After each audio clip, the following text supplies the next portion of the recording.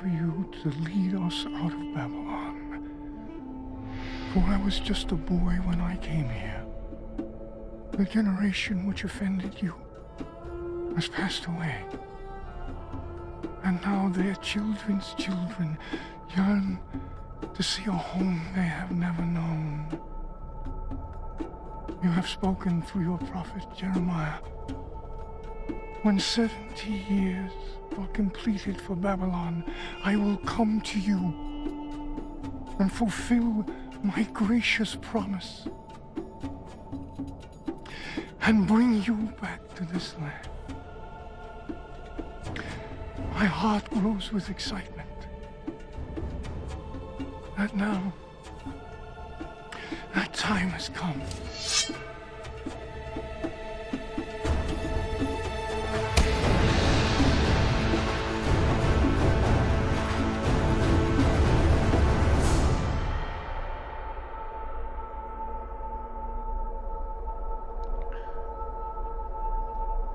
An old man who comes unbidden is often a fool. And less often come as assassins.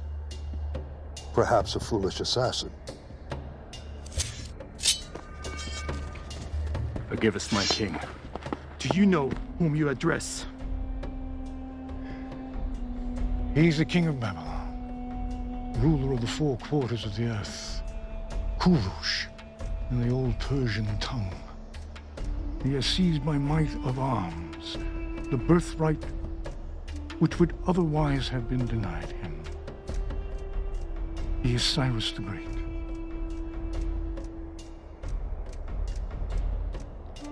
Leave us.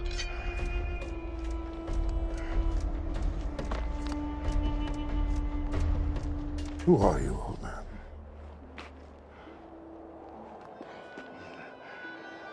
I am Daniel, of the tribe of Benjamin, made captive nearly 70 years ago by Nebuchadnezzar. My king, I've heard of this man. He served Darius well after he captured the city in your name. It is said he spent a night in the lion's den. The beasts would not touch him. Is this true? It is. Oh. I know who you are now. Tell me why you're here. I seek to tell thee a story. A tale of four kings. One great, one foolish, one who has been deceived, and one who is destined to be regarded as wise for all the ages of the world to come. Stories from your imagination? No, king. For I will speak only the truth. And if you would not wish to hear it, you must bid me speak nothing. Come. You will give us entertainment while we eat. Please. Okay. My king, we're expected in Babylon this evening. The palace will be there in the morning. As you wish.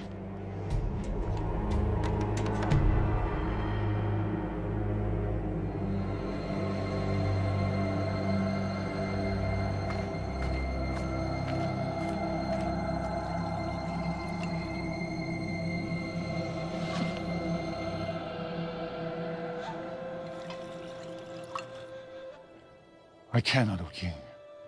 My king, the Hebrews eat and drink only their own food, which is prepared according to their rituals. To do otherwise, even from the hand of a king, is to defile themselves.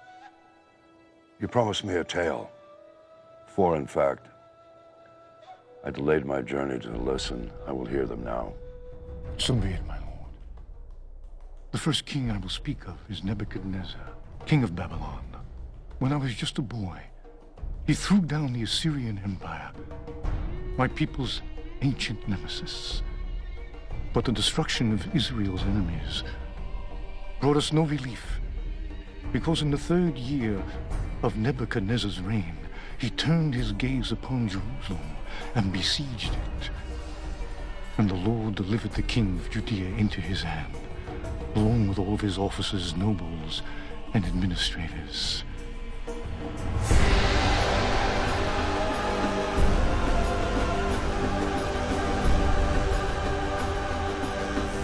We, the exiles, arrived in Babylon. Nebuchadnezzar ordered Ashpenaz, his chief eunuch, to select some of the Israelites from the royal family and nobility, young men without any physical defect and showing aptitude for every kind of learning, one of whom was myself.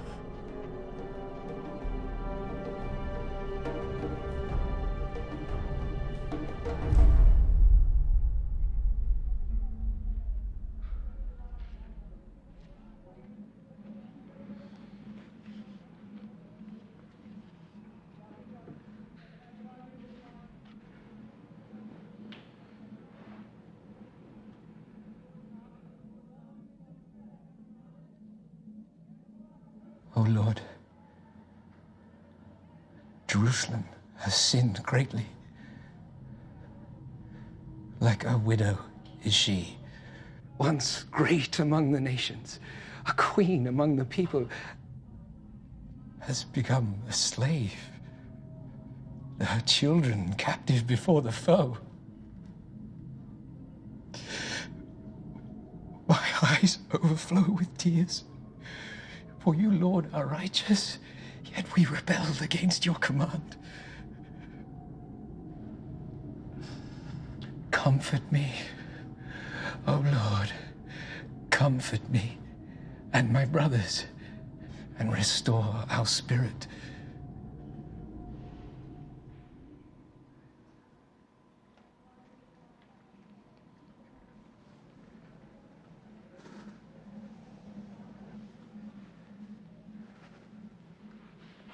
I miss Jerusalem. As do I. I fear that we shall never see her again. Have faith, my brothers. I have only begun my studies, but here, the prophet Jeremiah, son of Hilkiah, has written that we shall serve the king of Babylon for 70 years. 70 years is a long time. As punishment for our sins. And even if we were to survive it, we would be very old. Very old indeed. You are summoned for your meal.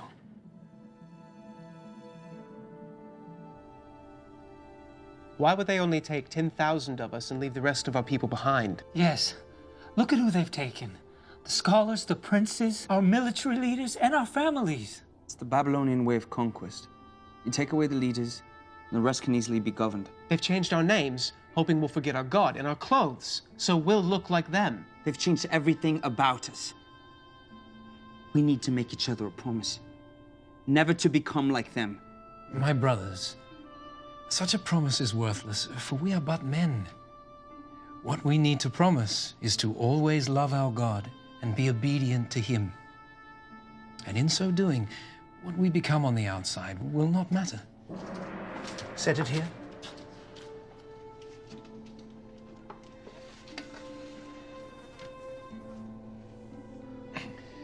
Lord Steward, please allow me to ask, what is this meat? Where is it from? And how was it slaughtered? The cattle are from the king's herd. They are fattened along the river and strangled before the altars of Marduk before their flesh is carried to the kitchens. The swine are from the king's pens. They are fed on choice food. And it is rumored the king's executioner laces their feed with the entrails of his victims, so that the king's chosen may feast and grow strong on the flesh of his enemies. It is considered the greatest of delicacies. To some, perhaps, but not to us. We are forbidden to eat it. For the Almighty has commanded us, the pig is unclean. You are not to eat their meat or touch their carcasses. Nor can we eat anything sacrificed to gods other than our own. But the king cannot, he will not change the customs of his hall to fit your wishes. You must know this. And we will not ask him to. But you must eat. I have been charged with your well-being. If you are seen to be wasting away, I'm afraid of what my lord the king will do. He will have my head. And we would not wish it so. Therefore, put your servants to the test. For 10 days, give us nothing but vegetables to eat and water to drink. Then compare our appearance to that of the other young men who eat the royal food.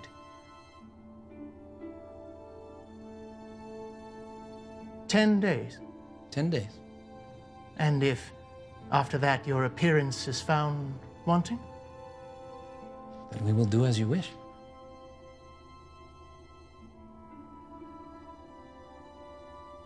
Your request was polite. I'm rather surprised it was honored. I have no doubt the Lord favorably disposed his heart to hear our request. By the end of 10 days, my companions and I looked healthier and better nourished than the young men who ate the royal food. And so the chief eunuch allowed us to continue refusing the wine and choice fare. And we remained undefiled. The period of our instruction went by quickly. During those many years, we were living in a foreign land, speaking a foreign language, and living under a foreign king. But despite this, our hearts belonged only to God. And at the end of that time, my companions and I were presented before Nebuchadnezzar himself. The king's executioner, Arioch, will be in the chamber. If you are found unworthy, you will be executed on the spot. And so will I.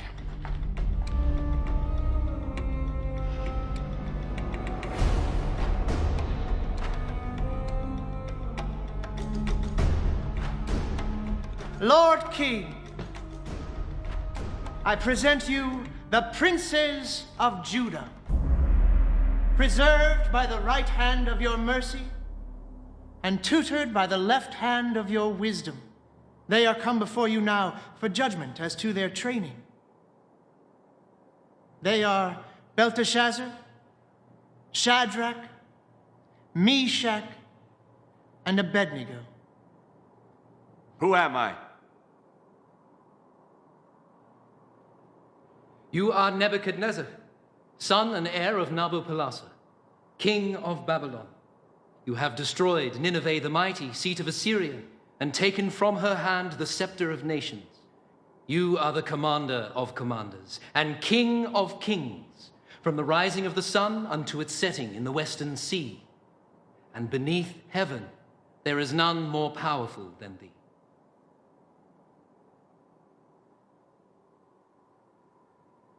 You, come forth.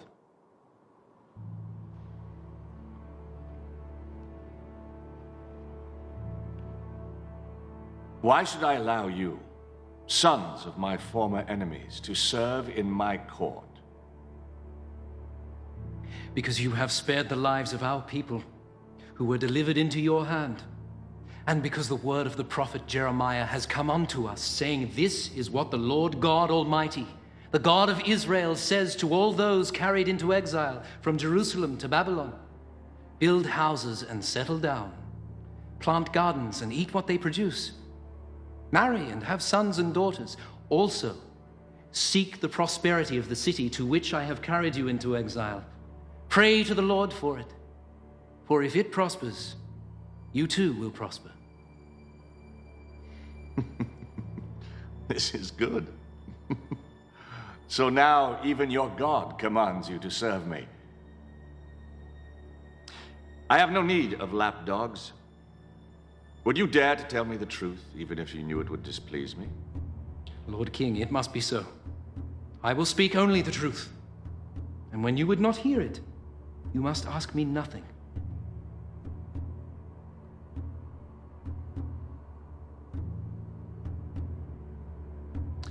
I pronounce them worthy. Have their names be written in the book of the wise.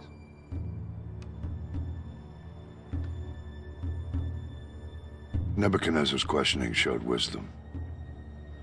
A former enemy can be a good counselor. If they can be trusted. And a wise king is capable of choosing whom to trust. For are you not Croesus, formerly king of Lydia and once the richest man in the world, whose name alone signified riches almost beyond comprehending? I am he. Trusting the words of the oracle at Delphi, I went to war with Cyrus and was defeated. Cyrus pardoned me and my family. I am eternally grateful. Worthy counsel is rare indeed, as Nebuchadnezzar came to learn. At a time when his Babylonian counselors, his magi, sorcerers, diviners, magicians, and astrologers were unable to help him. No! What is it, my king? Summon my counselors. The enchanters, the sorcerers, or the astrologers? All of them!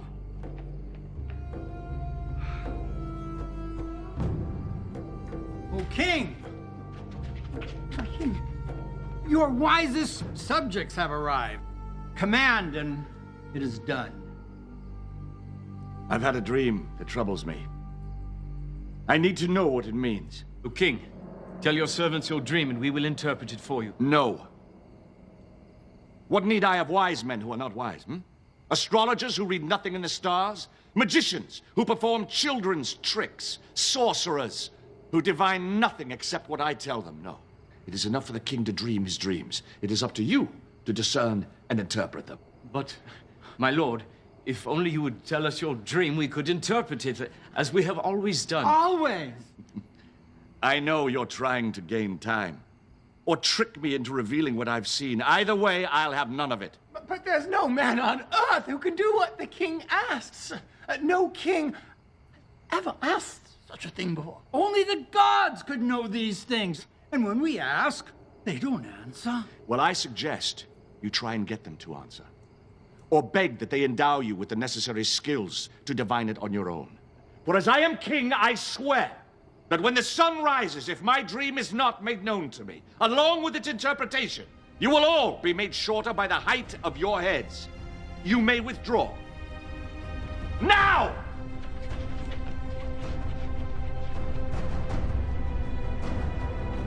Lord Ashpenaz, is it true? It is. Why has the king issued such a harsh decree? Why don't you come along with me and ask him yourself?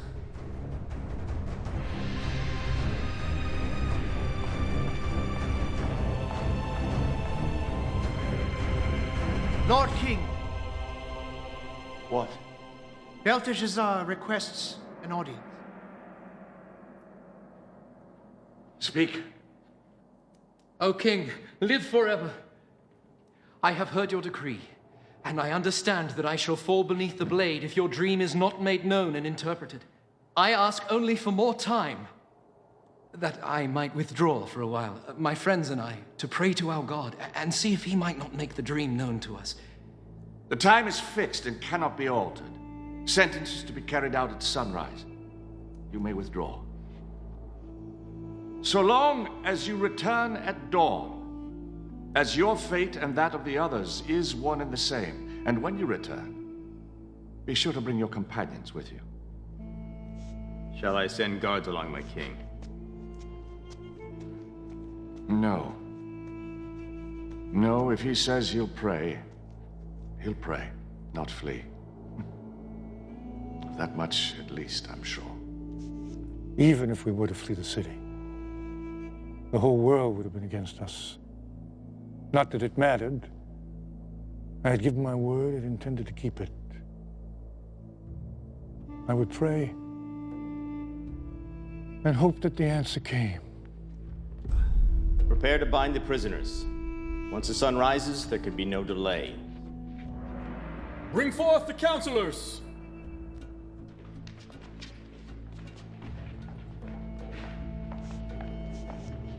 O king, live forever. O king, Do not execute these men, I beg you. Belteshazzar, your death is upon you as well, unless you know my dream and can interpret it. I am, and I will. Praise be to the God of my fathers forever and ever. He gives wisdom to the wise and knowledge to the discerning. He reveals deep and hidden things and has made plain all that you have asked, for he has shown me the vision of the king. Then speak. As you lay upon your bed, O king, you looked, and there before you stood a large statue, awesome in its appearance. The head of the statue was made of pure gold, its chest and arms of silver, its belly and thighs of bronze, its legs of iron, its feet partly of iron and partly of baked clay. As you were watching, a rock was cut out, but not by human hands. It struck the statue on its feet of iron and clay and smashed them. Then the iron, the clay, the bronze, the silver, and the gold were all broken to pieces at the same time, and the wind swept them away without a trace. But the rock that struck the statue became a mountain and filled the whole earth.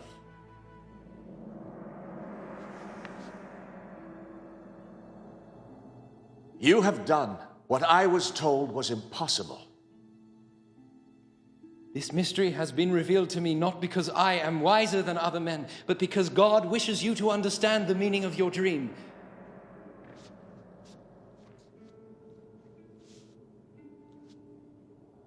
You know my dream, as if you dreamt it yourself. What does it mean? You, O king, are the King of kings. The God of heaven has given you dominion and power and might and glory. In your hands he has placed mankind. He has made you ruler over the nation, for you are the head of pure gold. After you, another kingdom will rise, inferior to yours. Next, a third kingdom, one of bronze, will rule over the whole earth. Finally, there will be a fourth kingdom, strong as iron, for iron breaks and smashes things to pieces. But just as you saw that the feet and toes were partly of baked clay and partly of iron, so this people will be a mixture and not remain united any more than iron mixes with clay.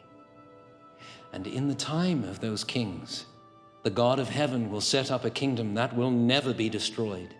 It will crush those kingdoms and bring them to an end, but will itself endure forever. The Almighty has shown the king what will take place in the future. The dream is true, and the interpretation is trustworthy. I am the head of gold? Yes, O king, you are the head of pure gold. Surely your God is the God of gods, the ruler of kings and the revealer of mysteries. Let this man be paid honor and present him with incense. Thus the king made me ruler over the entire province of Babylon, and at my request made Shadrach, Meshach, and Abednego administrators. King Nebuchadnezzar made an image of gold, 90 feet high. All were commanded to fall down and worship, and all did as commanded, except for 3. Live forever! A moment of your precious time.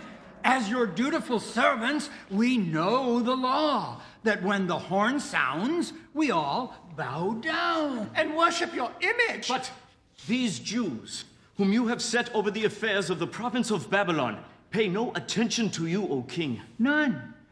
They neither worship your gods or serve the image of gold you have created. Nothing.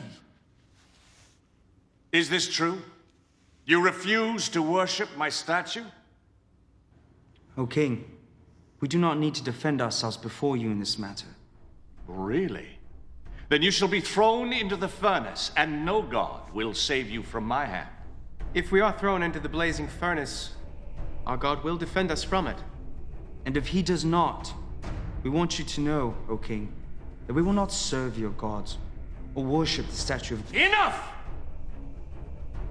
You dare to defy me?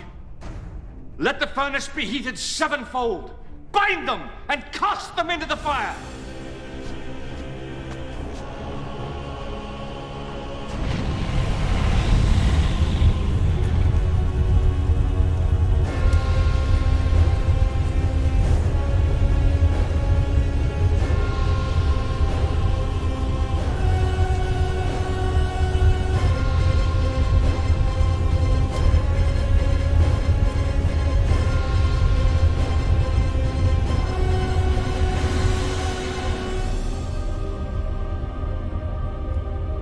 There were 3 thrown into the fire.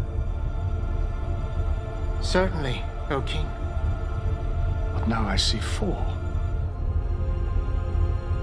And the fourth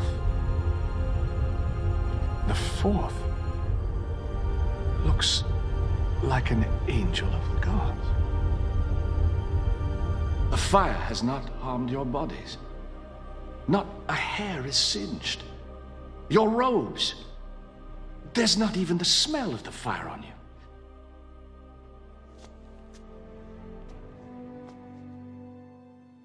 Praise be to your God, who sent his angel to rescue his servant. You trusted in him. You defied my commands. You were willing to give up your lives rather than serve any but your own God.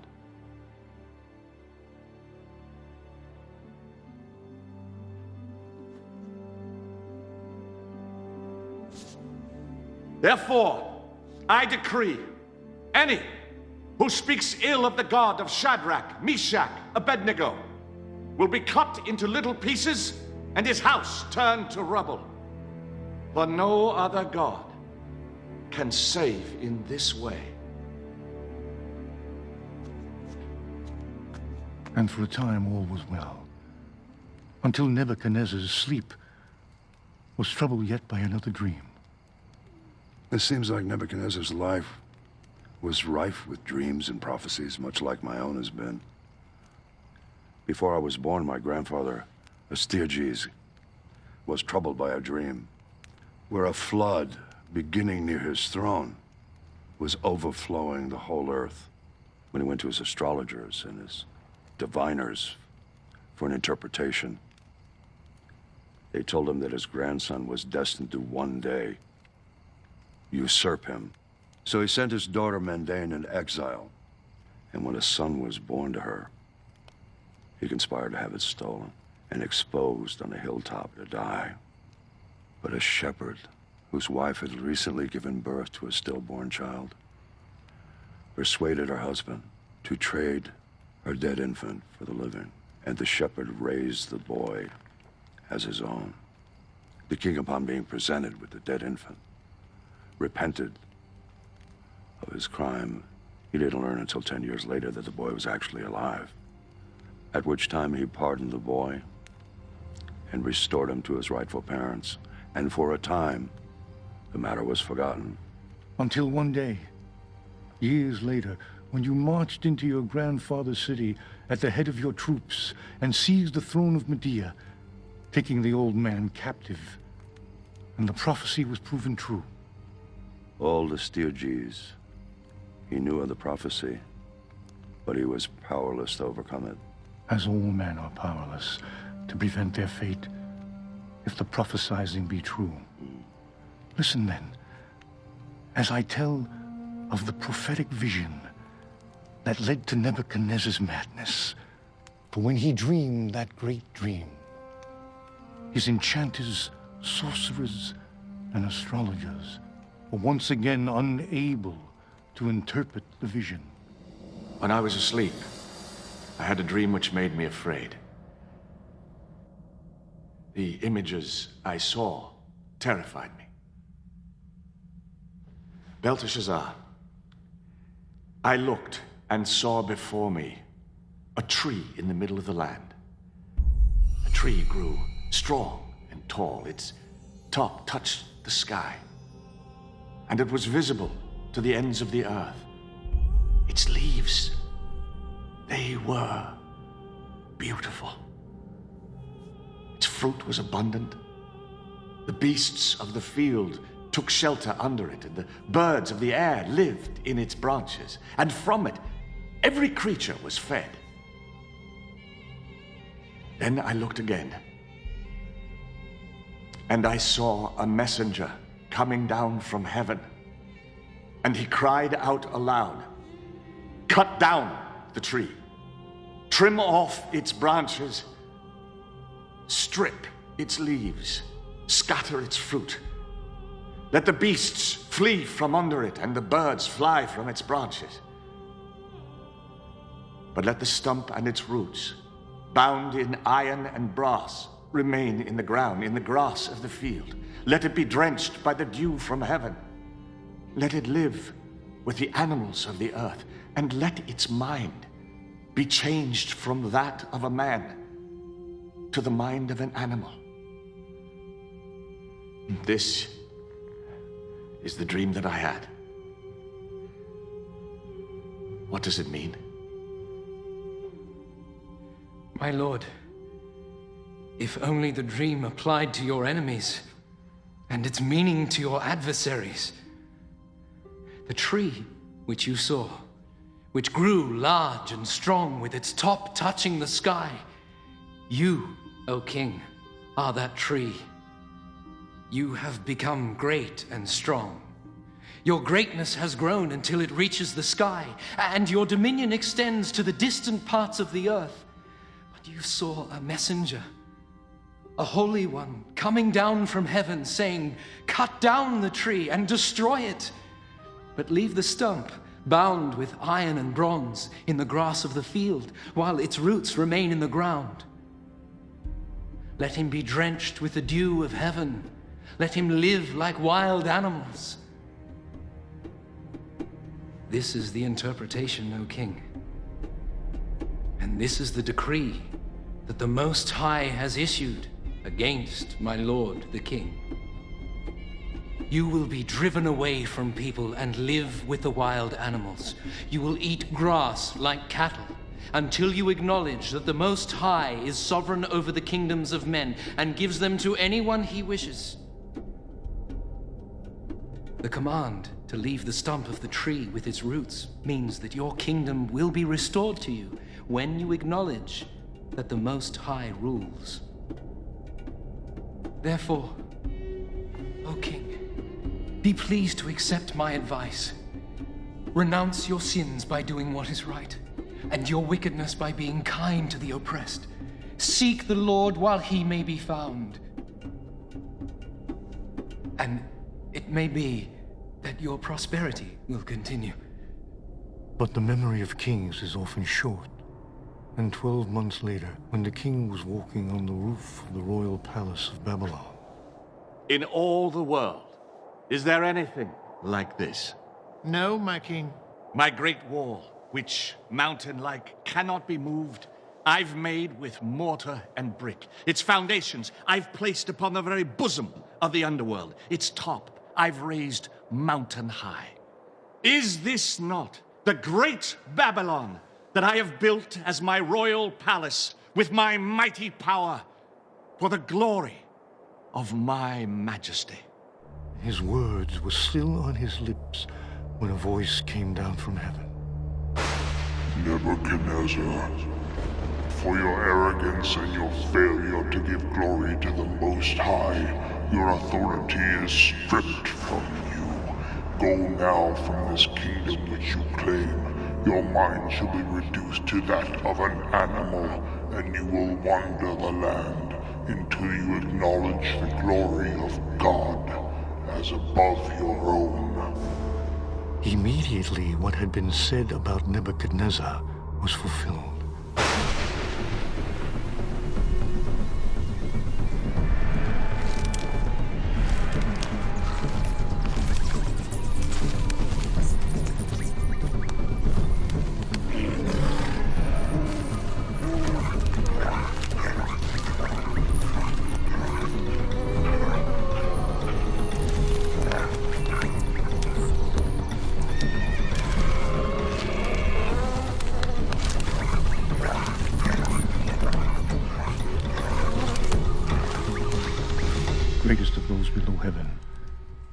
He sought to make himself as great as he who rules above heaven, and the Lord would not have it. Because he insisted on being more than he was made, he became less than he was made. Because he aspired to be more than a man, he became less than a man. He became like the wild beasts. How did he survive, alone in the wilds? Even in his insanity, neither the lion nor the bear disturbed him, though he wandered alone and unarmed, and slept naked in the places where they found their food. Because it had been prophesied that one day he would honor the Most High.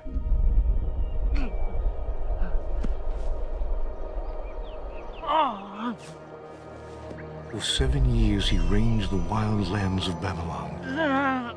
But it was not until the full time of his exile was completed that he turned his eyes toward heaven and declared, Praise be to the Most High. Honor and glory to him who lives forever. Rise, Nebuchadnezzar.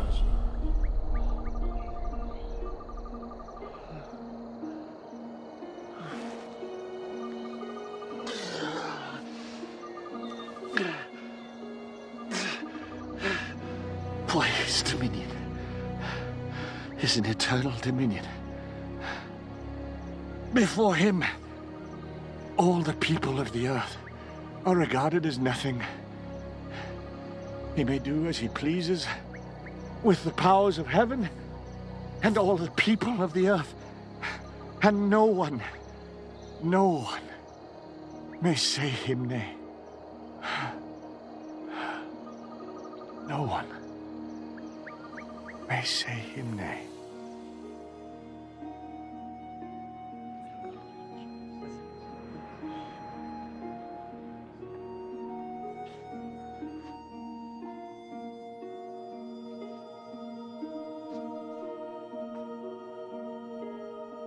Beware your place, for I am not as I was.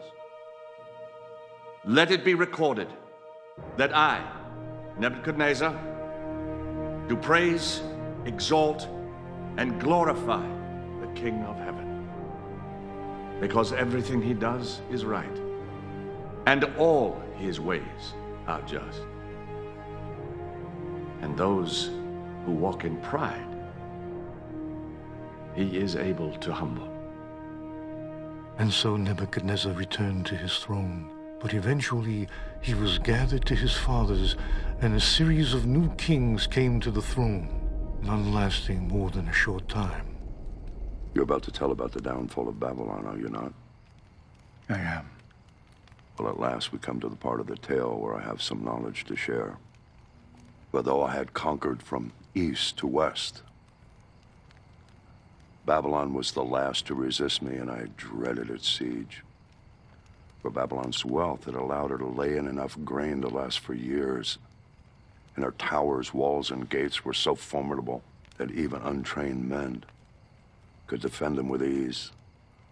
Walls too high to scale, with parapets wide enough for chariots to patrol them, and a river-fed moat to cross before even getting there. It was enough to freeze the heart of even an old soldier such as I am.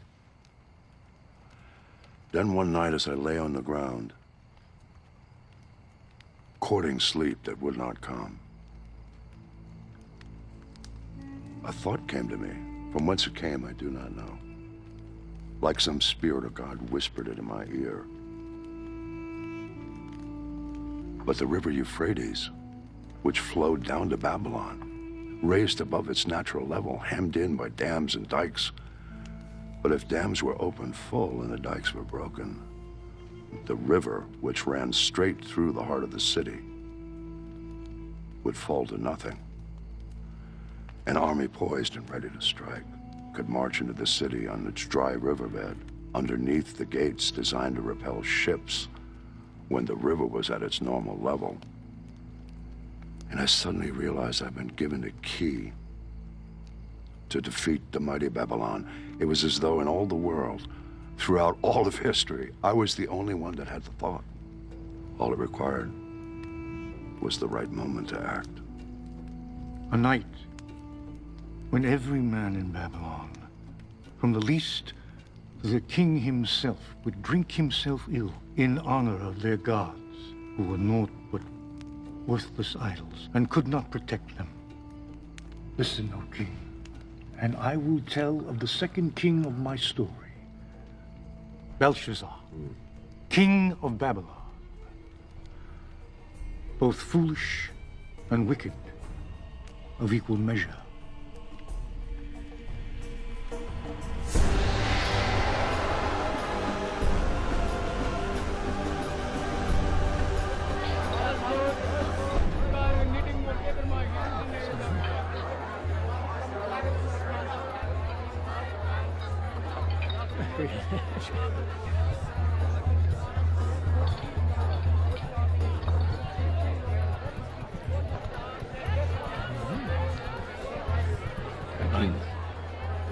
Enough!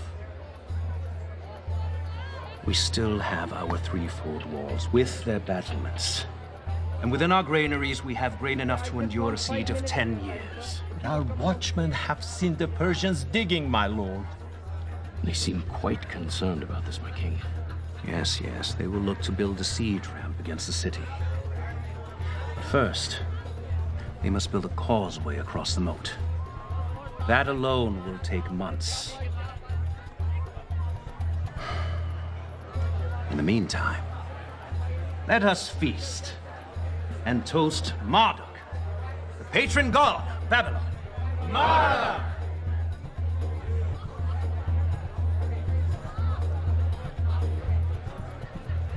These cups have a taste, and I will not have it so.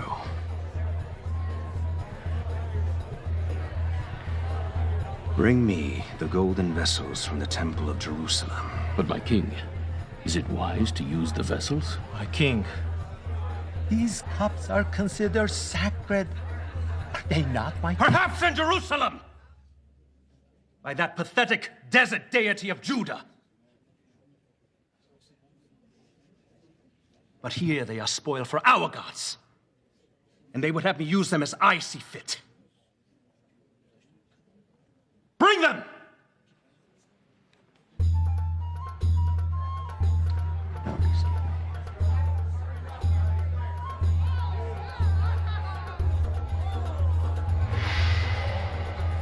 Yes. You see these vessels? In Jerusalem, they were used for the worship of their god. Now, instead of the blood of bulls and rams, let them flow with foaming wine. For I am not a devourer of blood. I am a devourer of drink. And choice fare. To Marduk, the god of our city. Marduk!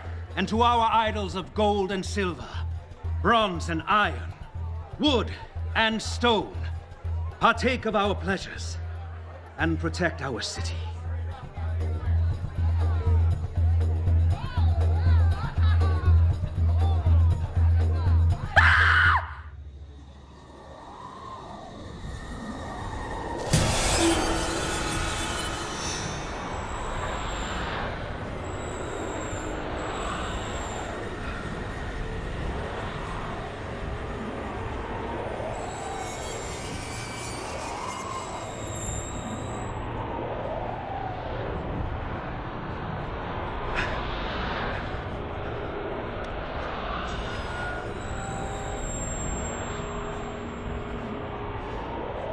Whoever reads this and tells me what it means shall be clothed in purple and have a gold chain placed around his neck and be made third highest ruler in the kingdom.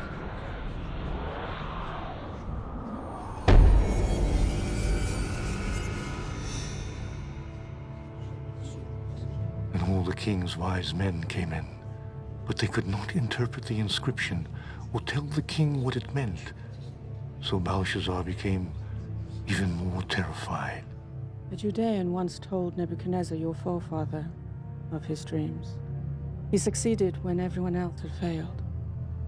This man, Daniel, whom the king called Belteshazzar, he could tell you what this writing means. Does he still live? He does. Bring him to me quickly, but do not harm him. We shall soon learn if this Hebrew can do as you say.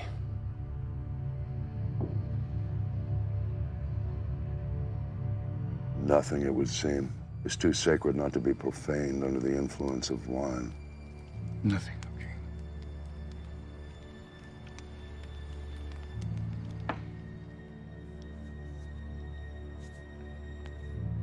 How can I be of service, Highness? Are you Daniel? One of the exiles my father brought back from Judah? I am he. I am told you are able to give interpretations and solve difficult problems. If you can read the writing on that wall, you will be clothed in purple, have a chain of gold placed around your neck, and be made third highest ruler in the kingdom. Long ago, I told your forefather, Nebuchadnezzar, that I would speak to him only the truth, and that if he rather not hear it, he should ask me nothing. Perhaps it would be better if you asked me nothing. No. It is unseemly for a king to be baffled by a message in his own hall. No human hand has scribed it. No other tongue can interpret it. Tell me what it means. Be it for good or ill. Okay. The Most High God gave your father, Nebuchadnezzar, greatness and glory. But when his heart became arrogant, he was deposed from his throne and stripped of his glory, until he acknowledged that the Most High is sovereign over the kingdoms of men. Even though you knew all this, you should have appealed to him. Instead, you set yourself up against the Lord of heaven. You had the goblets of his temple brought to you and praised the gods of bronze and iron, wood and stone instead of him. These vessels were made for the service of the Most High, and you have used them to pour wine for your harlots. Would you humble the Almighty by desecrating his possessions? Would you bind him like a captive and beat him like a slave? Would you pluck out his eyes and have him beg for scraps of food beneath your table? This you would do if you could, and the Almighty knows it. This is his answer to you. The Lord God will strike you down like an enemy. For he has bidden his angel to unsheath his sword. These, then, are the words he has written. Mene. God has numbered the days of your reign and brought it to an end. Tekel, you have been weighed in the scales and found wanting. Sin. Your kingdom is divided and given to the Medes and Persians. This very night, your life will be demanded of you, and before the sun rises, your flesh will grow cold. Thus saith the Lord, your line is ended, your rule is over, your kingship is no more. Is there nothing to be done? No. In your arrogance, You have doomed not only yourself, but your house, your line, your inheritance, your city, and your kingdom. Choose now where you will spend your last few hours. But knowing your fate, who now will love thee? Who now will fear you? Will the least of your slaves comfort you? Or will they desert you, seeking to avoid the fate which is yours?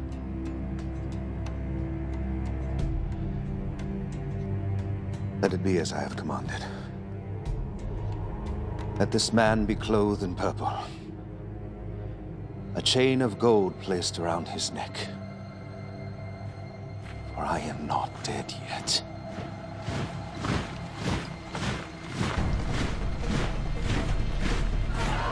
All hail King Darius!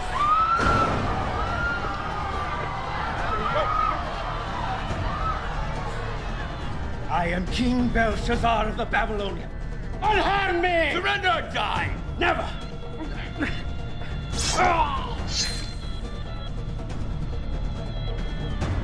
Send word to Cyrus the city's taken in his name. As he has commanded, I shall assume the crown. Do you know who stands before you?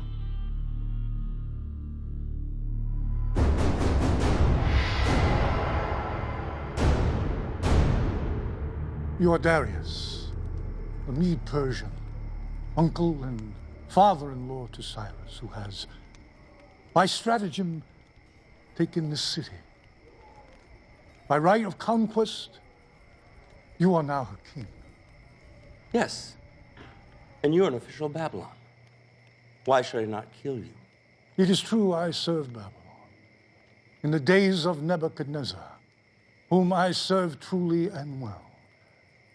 But her latter kings I did not serve until tonight.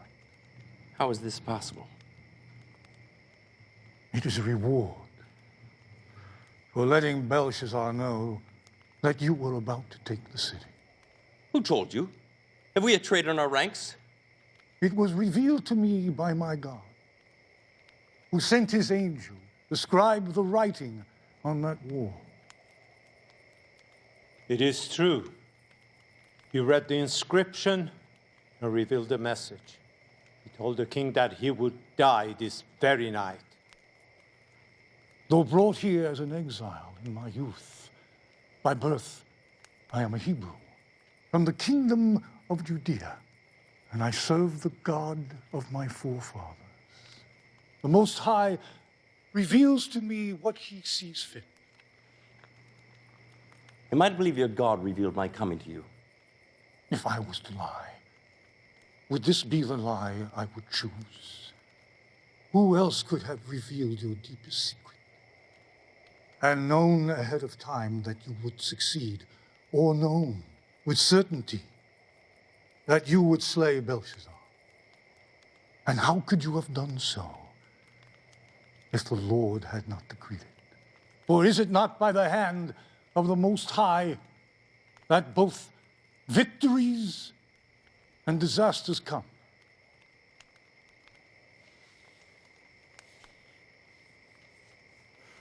I would have you put this gift of divination in my service. Yet how do I know I could trust you, Hebrew? I will speak to you honestly, my king. And when you would not hear the truth, you must ask me nothing. So be it. I see by your insignia you were made third in all of Babylon. That is not the Persian way. For below me I have 3 administrators, all of equal rank. Yet I shall name you one of the 3. What of the other counselors? Slay them. If they were loyal to their former master, they're no good to me. If they were disloyal to him, then they will be disloyal to me. Ah, Darius. He's twice my uncle, by blood and marriage, and serves me well as co-counsel to my empire. As it pleased Darius to appoint 120 satraps to rule throughout the kingdom, with administrators above them, one of whom was me. But before long, I so distinguished myself that Darius planned to set me over the whole kingdom. Which would cause great envy among the others.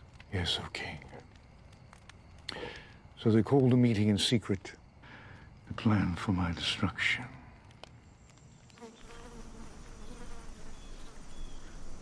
Are we safe? Yes. Did anyone see you? No. Why are we meeting so far from the city?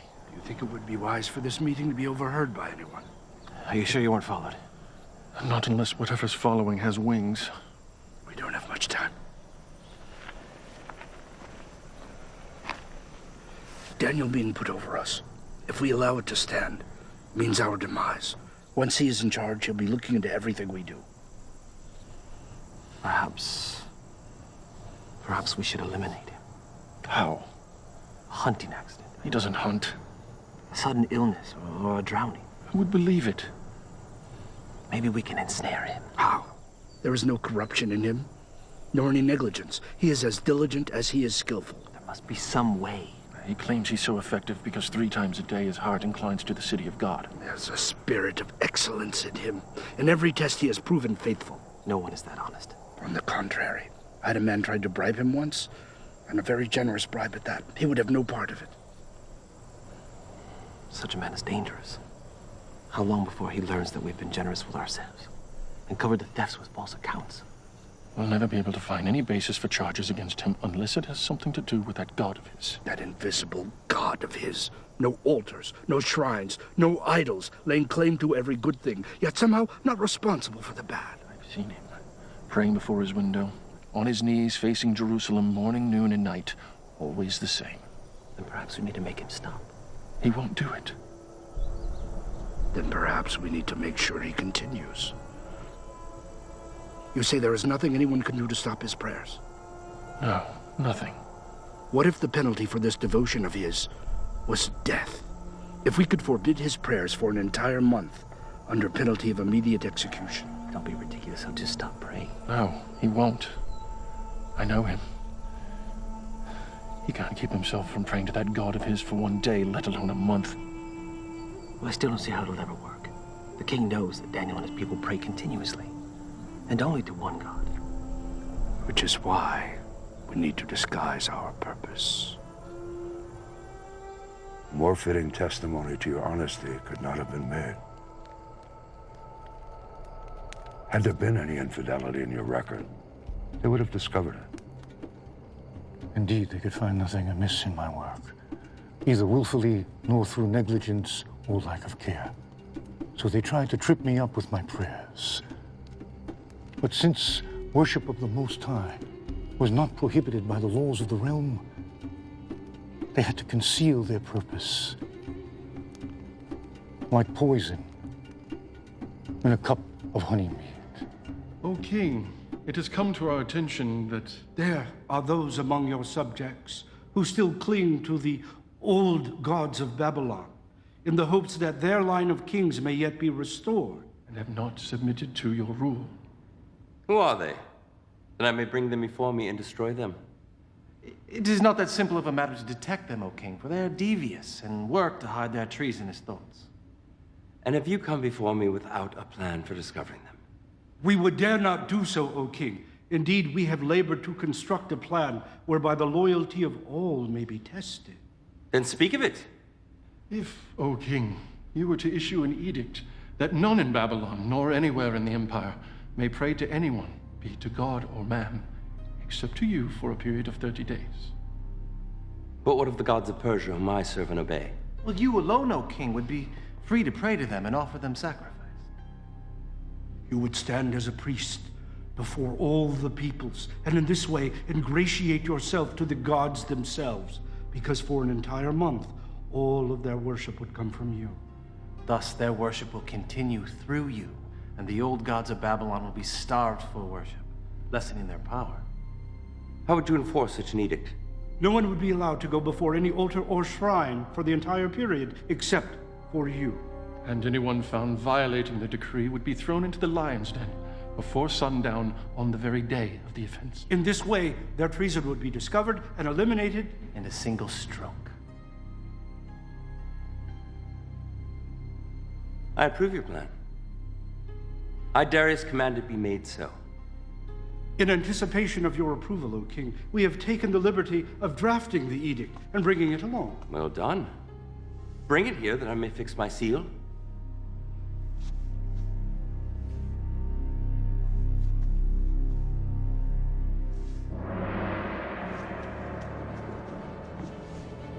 Let all the world hear and obey.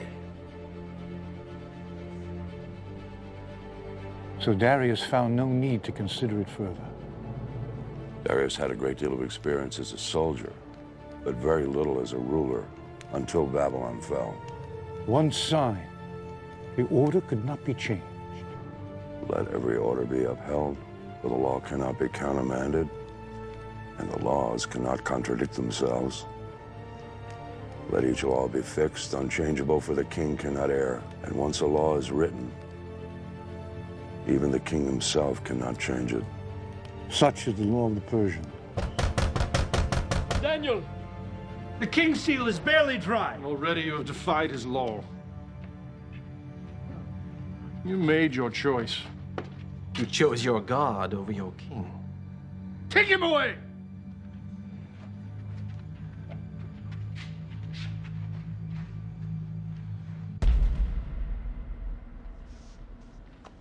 O king, it is my sad duty to inform you that someone has already defied your decree.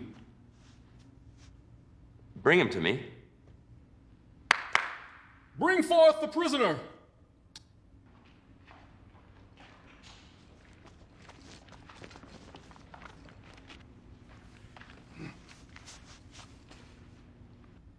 Daniel, he is one of the exiles from Judah.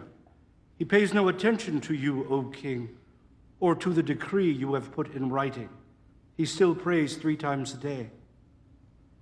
What sort of foolishness is this? Daniel's my chief advisor. No one is above the law. Yes, sadly, O king, no one is above the law. Bring forth the tablet.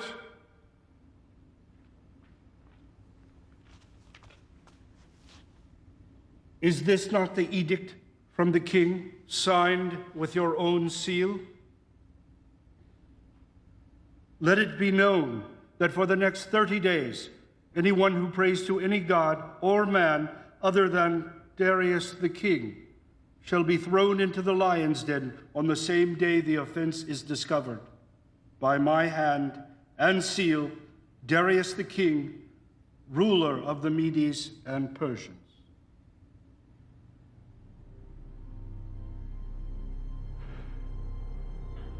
Call my counselors together.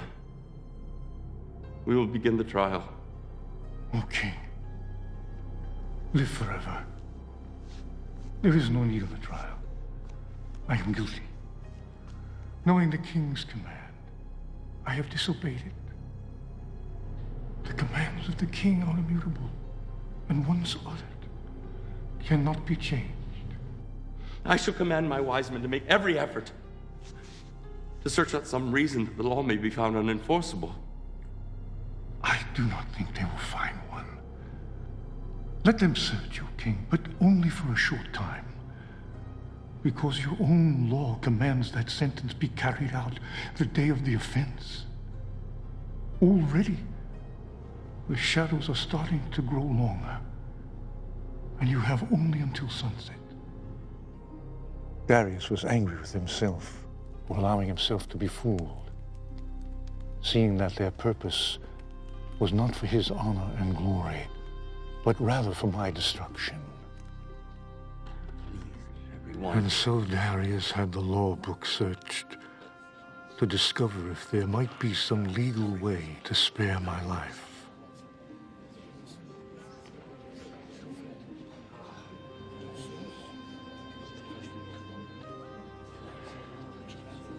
It is as I expected. Why did I not consult you before passing that accursed law? Now I'm forced to abide by my own decree. A king who will not enforce his own laws cannot be a king. Your enemies know this and use it to their advantage. Do not grieve, O king. The Most High does not want you to deliver me. If he grants me deliverance, it will be by his own hand, not yours. It is a privilege he reserves unto himself.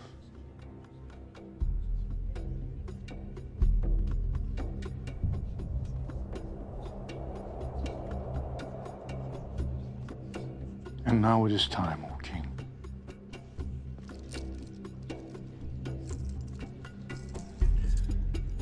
That I may not break your laws a second time. I will walk with you, Daniel. One last time. As you wish, O King. For those who have schemed to bring about my death, I will say only this. My forefather Abraham came from this land, and the Most High said unto him, I will make you into a great nation. I will bless those who bless you, and whoever curses you, I will curse. They have surely cursed me, and may yet live to reap the fruits of that curse.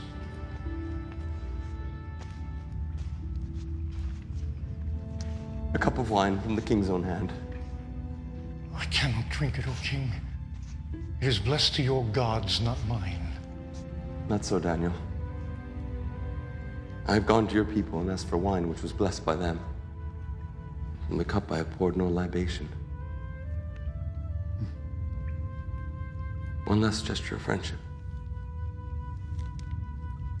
My king.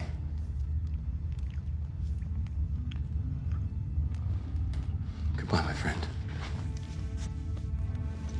Farewell, but perhaps not goodbye. We have yet to see what the dawn will bring.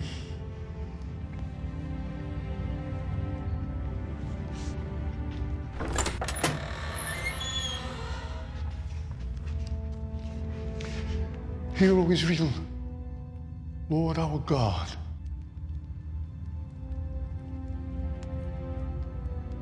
The Lord is one.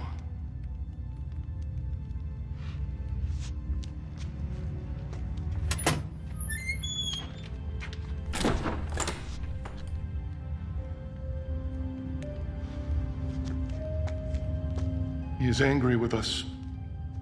It will fade. By tomorrow morning, Daniel will be a distant memory, and the king will need us again.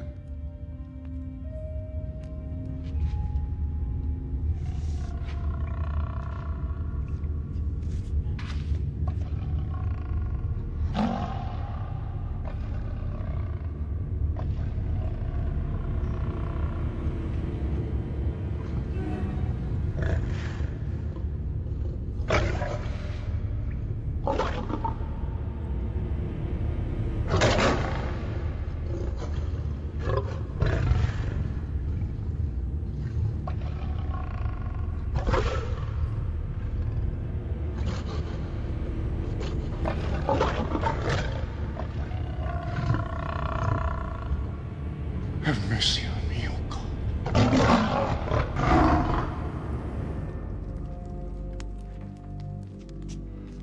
No, no, take it away. All of it. Tonight I honor Daniel in silence and with fasting. Now leave me!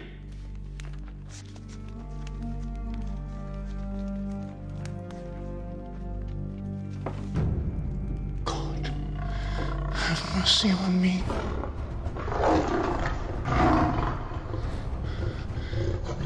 In you my soul takes refuge. I am in the midst of lions, surrounded by ravenous beasts, whose teeth are spears, whose tongues are sharp as swords. I call upon your name, O Lord. From the depths of the pit, hear my plea. Come near. You say, do not fear. O Lord, take up my case. Redeem my life.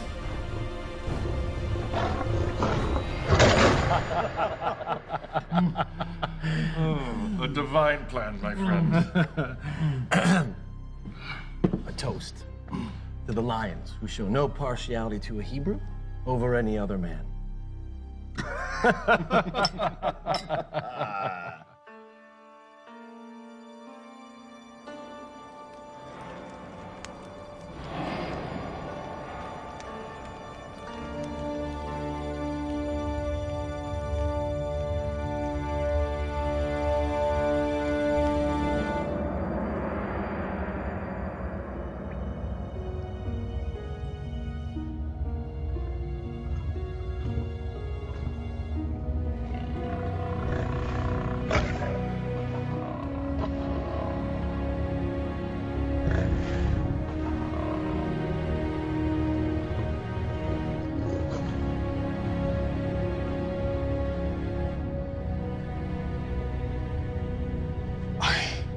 Extol the Lord at all times. His praise be ever on my lips. But those who seek the Lord will lack for no good thing. A righteous man may have many troubles, but the Lord rescues him from them all.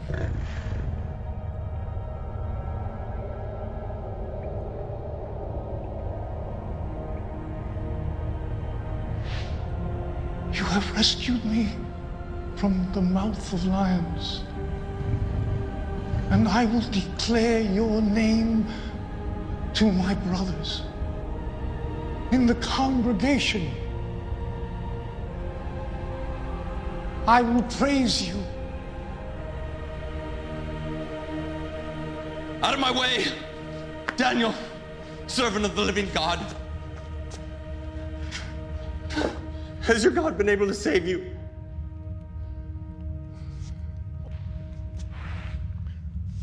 O King, live forever. My God has sent his angel, and he shut the mouth of the lions. They have not hurt me, because I was found innocent in his sight. Come forth.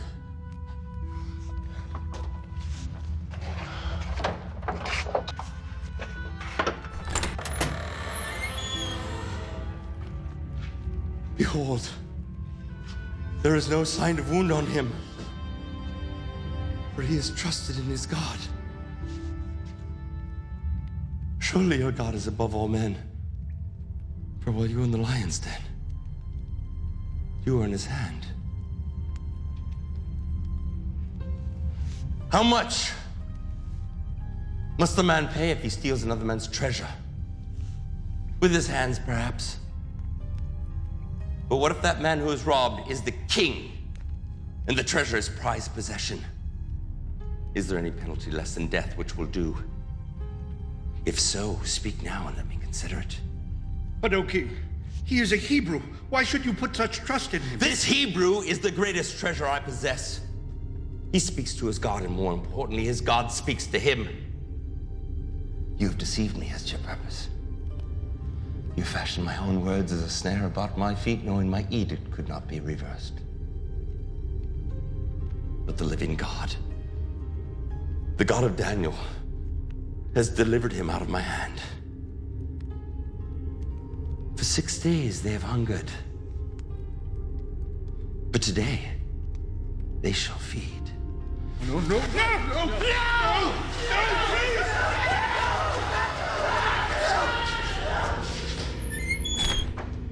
Please, please, my king. Please. You fools! Did you not think I would punish you? No, my king.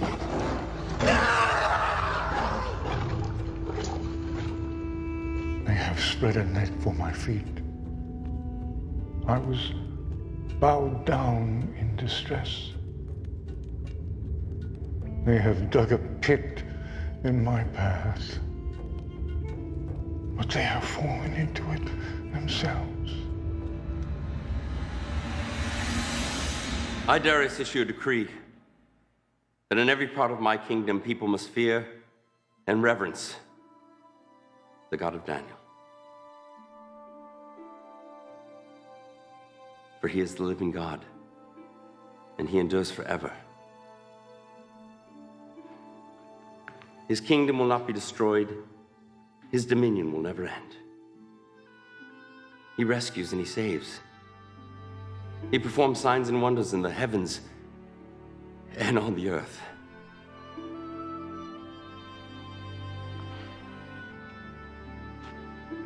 He has rescued Daniel from the power of the lions.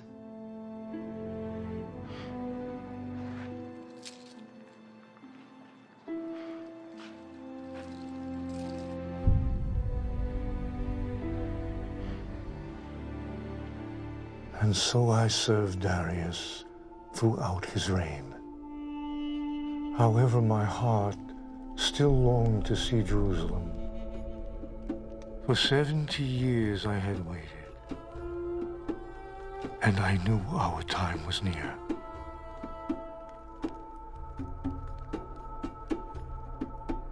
Lord, through your prophet Jeremiah, when 70 years are completed for Babylon, I will come to you and fulfill my gracious promise and bring you back to this land. My heart grows with excitement that now that time has come.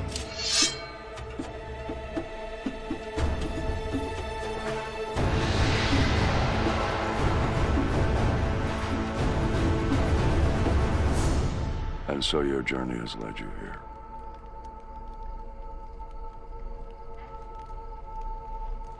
You've spoken of three kings, Nebuchadnezzar the mighty, Belshazzar the foolish, Darius, who was deceived. Who is this fourth king?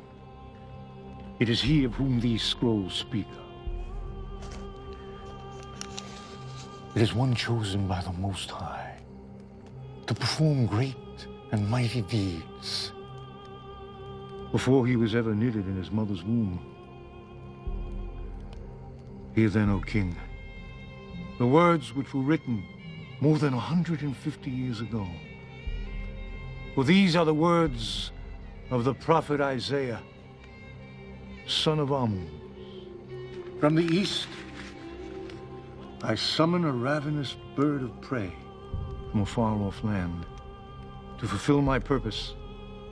What I have said, I will bring about.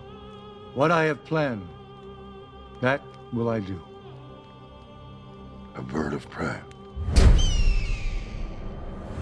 The Lord's chosen will carry out his purpose against Babylon. His arm will be against the Babylonians. He pursues them unscathed by a path he has not traveled before. True. I've never saw the regions of the Euphrates or further westward until I came in conquest. And yet you chased your enemies uninjured. They had no power to rally. You were not led into ambush. And you were safe as far as you chose to pursue them, were you not? It's true. This is what the Lord says to his anointed. Cyrus, whose right hand I take hold of. Cyrus? It mentions me by name? It does. To Cyrus, whose right hand I take hold of, to subdue nations before him and to strip kings of their armor, to open doors before him so that gates will not be shut. I will go before you and will level the mountains. I will break down gates of bronze and cut through bars of iron. I will give you the treasures of darkness, riches stored in secret places, so that you may know that I am the Lord, God of Israel, who summons you by name. And when you captured Babylon, their treasures were the richest in the world, were they not? Oh, indeed they were.